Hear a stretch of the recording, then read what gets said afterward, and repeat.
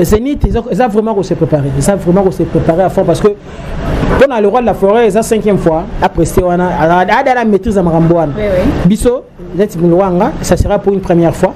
Alors il y a un moni, le roi de la forêt a préparé Bisso ba autres travailler pour que tous à la peine à la hauteur. Comme on a des malanda bolingo et pourtant bolingo zali kambwa motema bana papa kufa tikanga na yo moto longola kanga souci papa que Weranson aza ton père ya wenge musique à maison mère on habite so yoka que mission yaki mais agitam sous na timbre wengete maintenant à côté na wenge à s'intégrer comment à s'intégrer parce que j'ai formation accélérée. Yawe apesanga Jules bavama kasi ya kozwa ya nini yango na sala apparition na grand monsieur na sala pembango te kasi toujours na milieu na kombo ya Jesus na un jour eza kokota na orchestre lokola wenge musique à maison mère 2 mois après ko tia nzembo donc eza moko ya ba bon souvenir na ngai yo na kobosana te.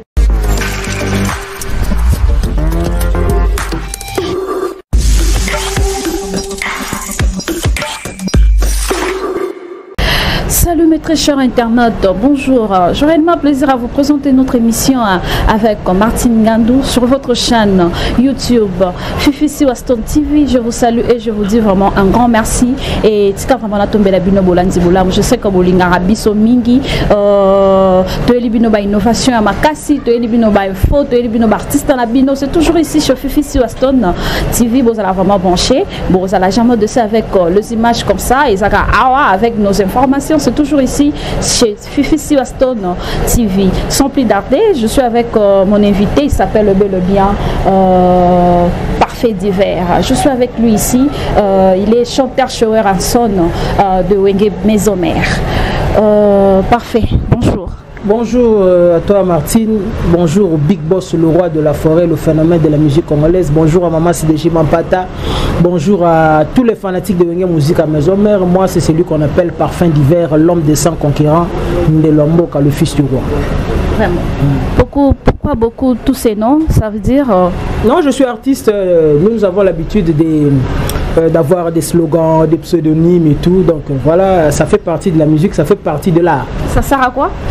Non, ça embellit toujours, ça embellit par rapport à ce que nous faisons. Voilà, Ndelomboka, et voilà, le fils du roi. Vraiment. Et voilà, tout ça, ça accompagne l'artiste, ça accompagne l'art de toutes les façons. Et pourquoi le fils du roi? Le fils du roi parce que Weranson c'est mon président.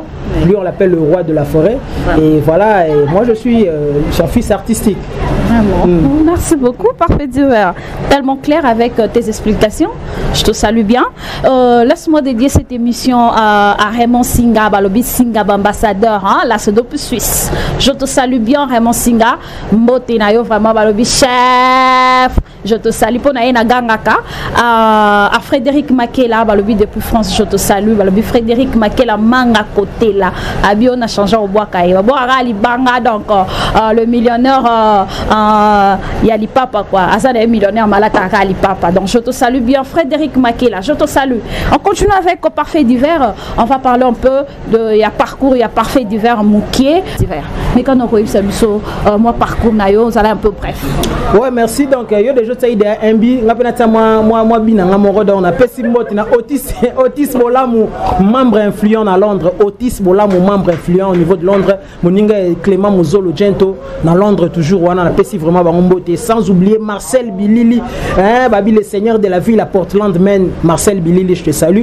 Brièvement parcours nangai au fait j'ai commencé na collège Saint-Joseph Elikia na Gombe kuna venir mamba chiki mais nzambe le roi tracera destin na ka ndenge zala ka sali que obi na ba différentes écoles conventionnelles catholiques ba za na habitude à encadrer ba différentes disciplines ouais na la qui pe bateau parmi bateau ba ko encadrer bango na musique donc toi qui groupe musical à collège Elikia et voilà on a évolué après obtention à diplôme et tout. Il a fallu créer un autre groupe en dehors du collège comme nous qui Eclipse Musica n'a qui président un groupe ango et puis après on a aucune first class c'était une pépinière, il y a une nouvelle écriture de Papa Wemba et tout en étant de first class dans sa connaissance il y a Massamo père son âme l'a dit couleur Azaki Ndundu et voilà il y a Azaki cousin à Kulutu Lacoste et voilà Plus tard na maison mère biso toujours na first class mais on collaborait na Nenga Palais et puis quand il a créé son groupe il a fait encore appel à nous et Ngana Kindeki c'était en 2007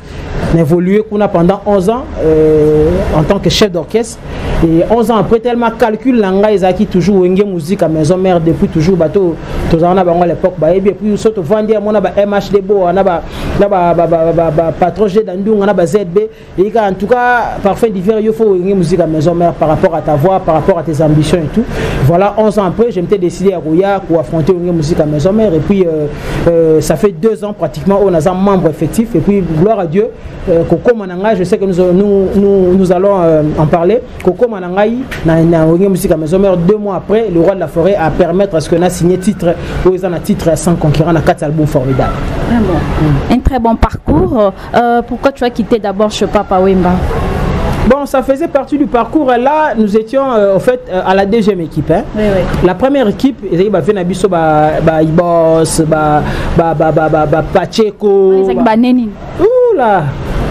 Zonga moi si ma on sait que ça va nyonyo. Ouais, Magnonio déjà, voilà, période de Magnonio, Papa Wemba, vous connaissez des problèmes au niveau Europe et tout, c'est une période où on a zonki en outil Kobima, voilà, c'était en cette période. Et voilà, qu'on est aquí, tout, on a forgé pour que calcul bien c'est une musique à maison mère, tout les qui dans mon local toujours dans idéologie quand des alaka, et voilà, et après on a, on aquí et pas que tout la course était en longueur une musique à maison mère, et puis là les lots une musique à maison mère.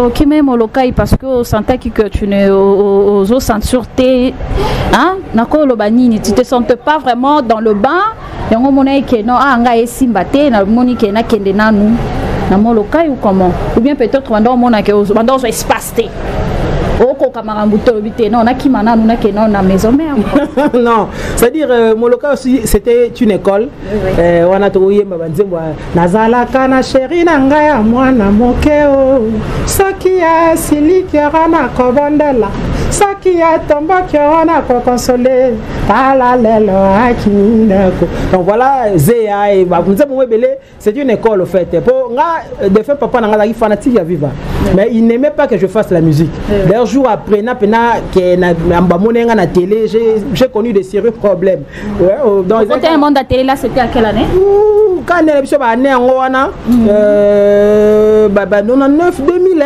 on a apparition na TV bandi blo mwande wana les pères au monde donc créable dans moi problème après tout tu as fini l'école quand même oui je suis diplôme nanga na OK ça gradué à l'université de Kinshasa na salle médecine na ba massa ngai que je salue aujourd'hui ministre du tourisme Yves Bonkulu Zola bon vent à toi mon frère donc nabi mbalo zozonga lisusu donc voilà et Chikpe permetta et sunga par rapport à webi musique net tout ça la boy tout mais comment comme appelle moi banzembo le sans concurrent et tout il faut ils ont loi dissertation en fait il faut introduction à la développement à la conclusion à la puis cohérence idée faut ça là les études aussi m'ont permis n'est-ce pas il y a ça la paie moi boulot au bien donc en fait c'était ça ils étaient na été mais à parcours à motomoni dessin tant nous avons tracé le mot pour comprendre aujourd'hui je suis dans une musique à maison mère je suis aussi fier d'être passé aussi par mon local il n'apprenait pas parce que l'apprentissage ne finit jamais.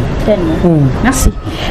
Parfait d'hiver mais quand on a eu Sabucho et puis tu es parti chez Didier Lacoste et pourquoi toi qui t'es encore chez Didier Lacoste pour aller à Maison Mère je profite de l'occasion pour saluer mon ami Idriss Atonda médecin sapeur en France mon inga ya Dieu tsuka le courageux na moni bongo ve na Gervais Katende ya Clarisse Luba qui to kota kota rapport yo yebikaka en fait si tout le monde sait là où tu veux aller au coup dans la première belé si mon so ayebi que non que pas Martine alors que pas Martine fortune ezakuna to maramu bien zakuna peut-être au coup dans la baro bomo be na nzela au komi komeli kuna te donc discrétion ezam moko ba arme au mutufa zaranango nazara pe nango donc j'ai visé Wenge mais comment y accéder Wenge c'est une grande équipe c'est là tu as voulu faire beaucoup de parcours pour y arriver voilà c'est un peu ça donc question à c'est préparer on a une intimidation pour voir le seul parcours est belé pour comme la Wenge maison mère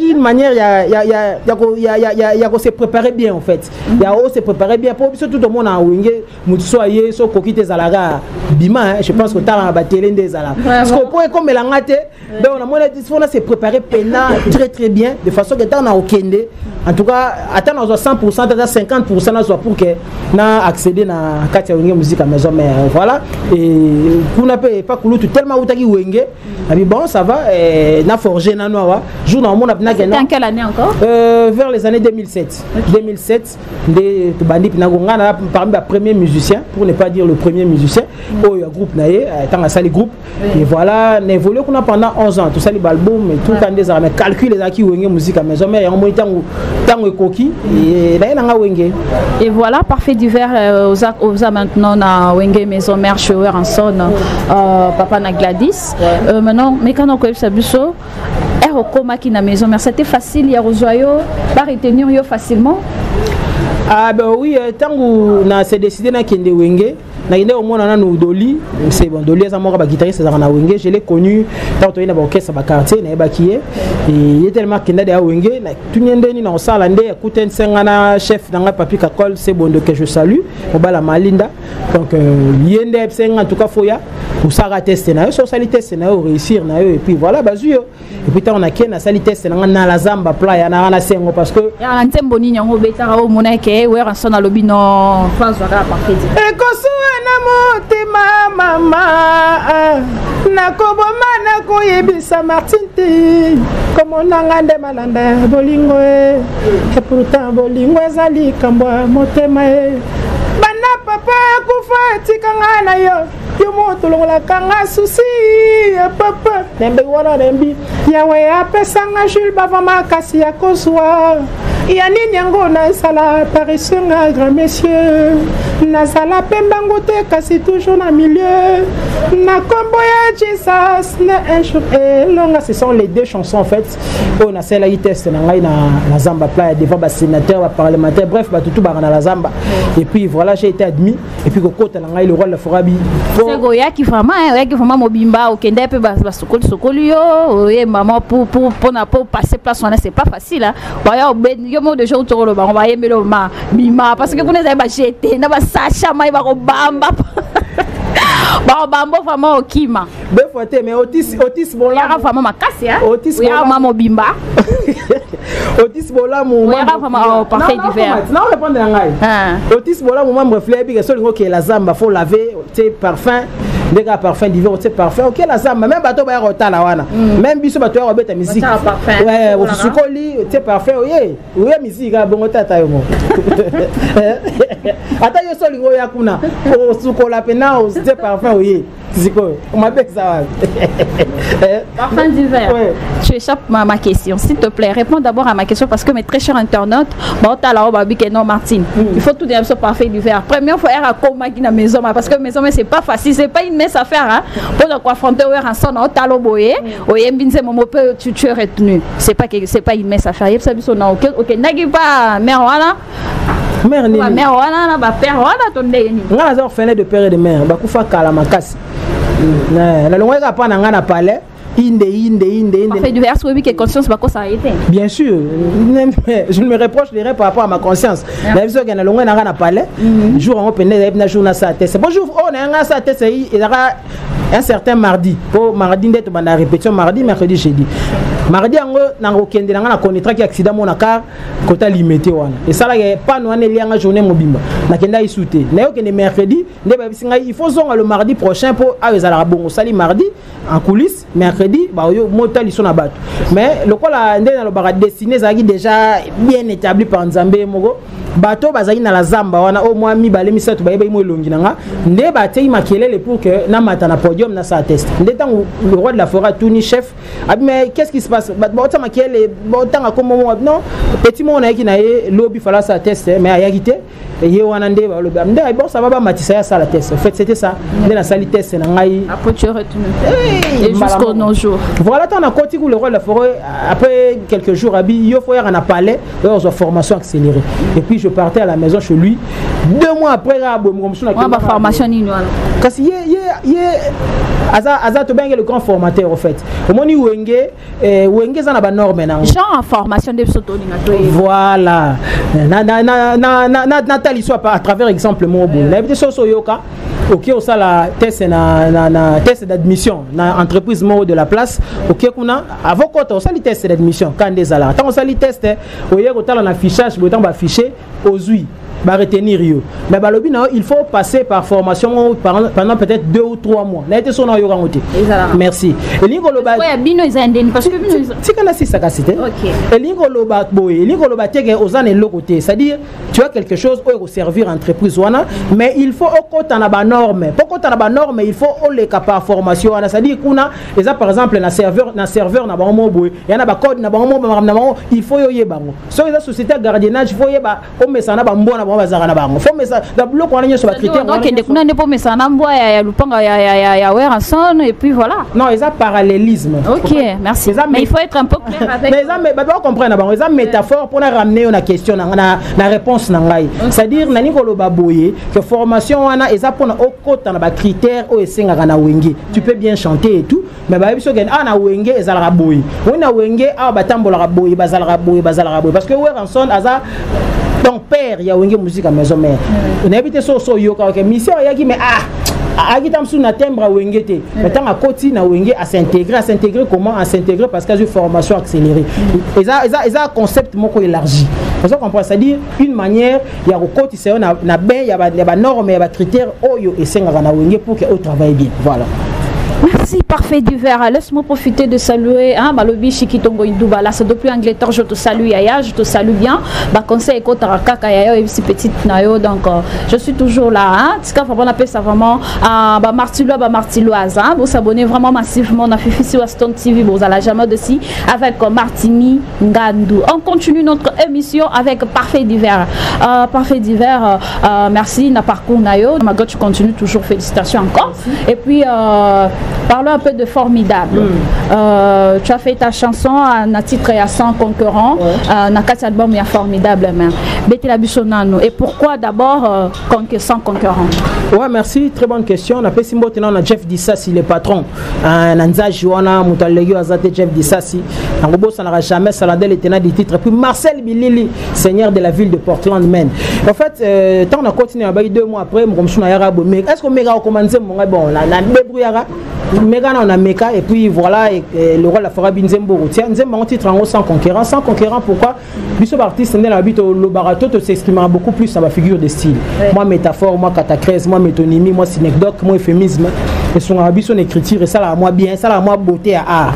Et 100 concurrents, l'outil n'a verbe conquérir. Tant tout le monde a verbe conquérir, tout le monde a bataille, tout le monde a bitumba, c'est-à-dire Nzembo on les a dédié na Ugenzing en vente de dollars rouges. Na mitaki na po ya moi sinaye. Oh, lobby que Igenzing a la seule personne qui a réussi ça pour conquérir, en fait, pour gagner mon thème en entièreté. C'est Igenzing en voie. C'est-à-dire Igenzing a bunda bitumbe belé et puis yende mutolonga.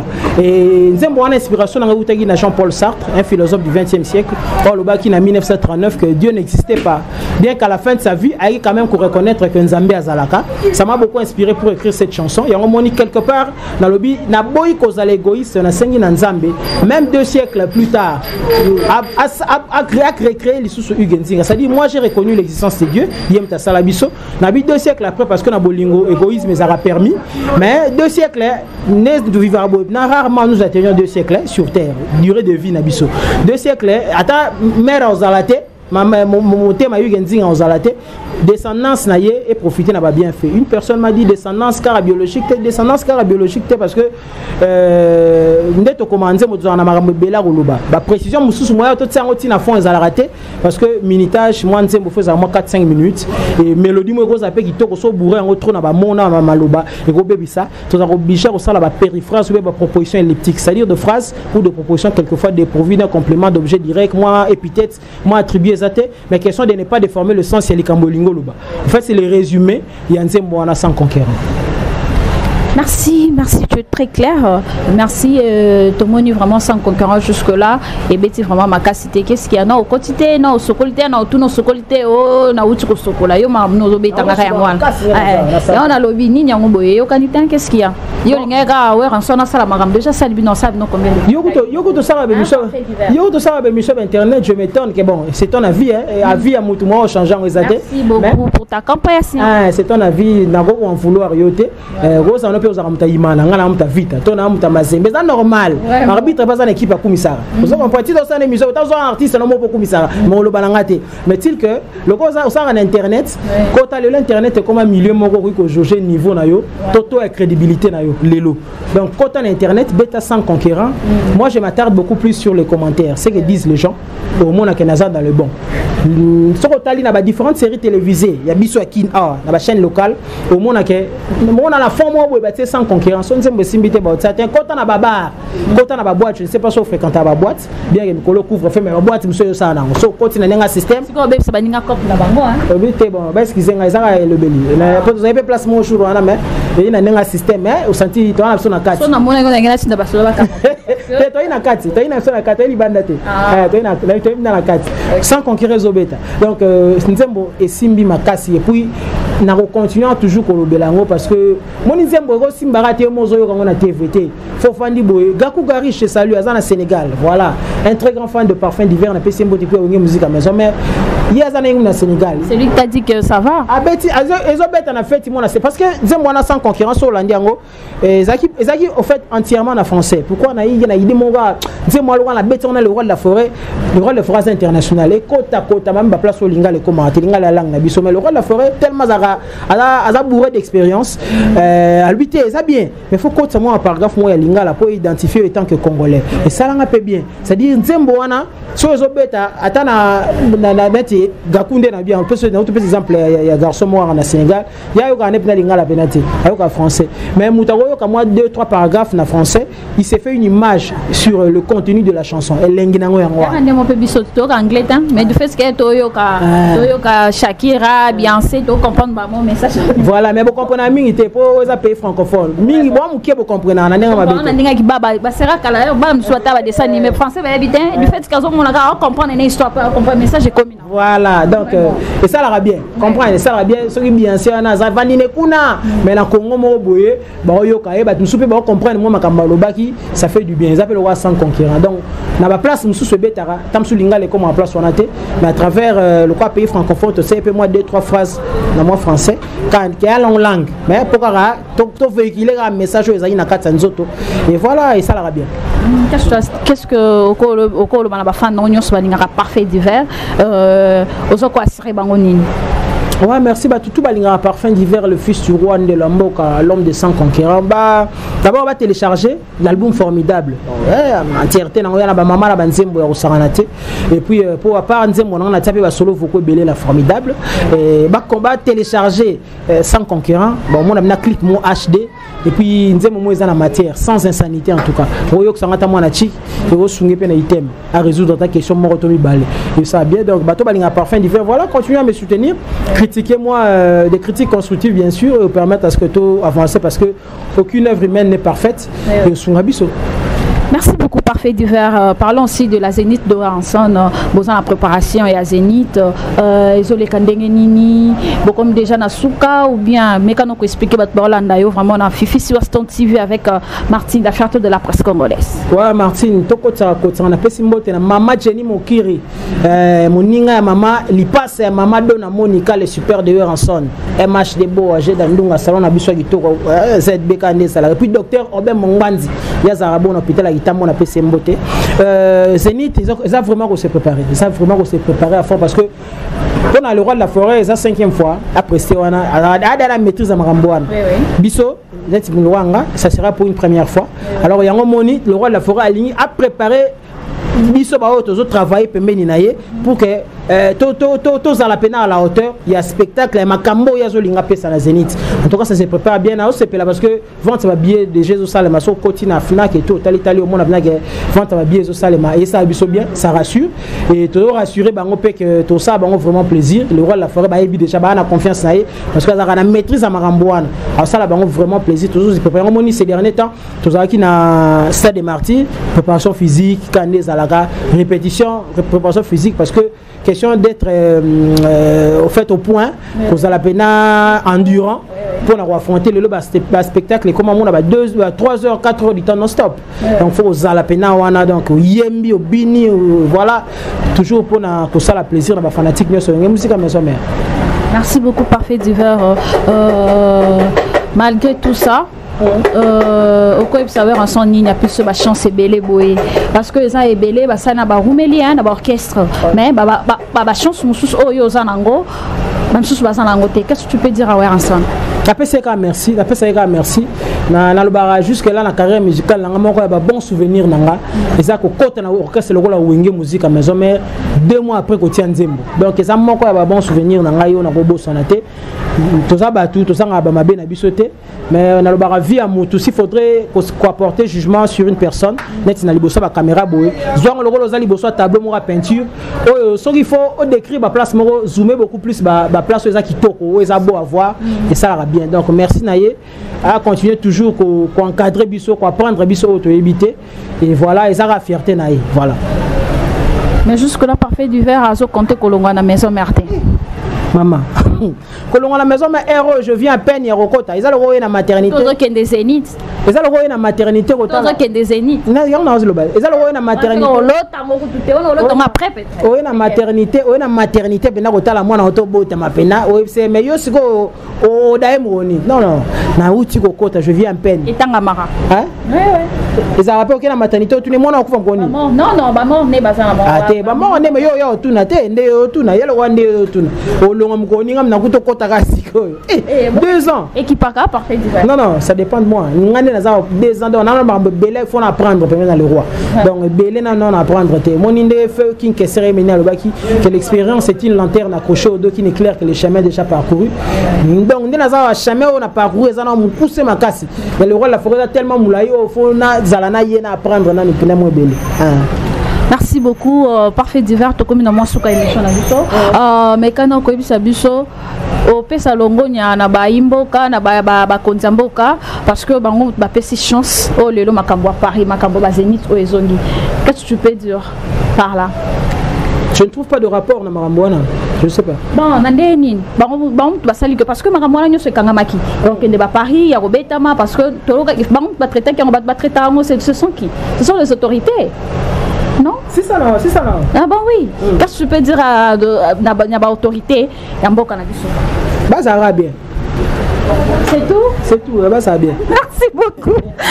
Merci beaucoup mes très chers internautes. Hein? On était là avec Parfait Divers de Wenge Maison Mère de Weranson, Igwe de la Forêt, Papa na Gladys. On était avec Parfait Divers. Parfait Divers, tout comme nous sommes émission na biso. Contact na ba o balinga mingi moi mabanga karadu mo bien mo zanga raté on ndem te sala que vraiment biso to télé mangapé malgré colo. Donc c'est ça quoi. Merci.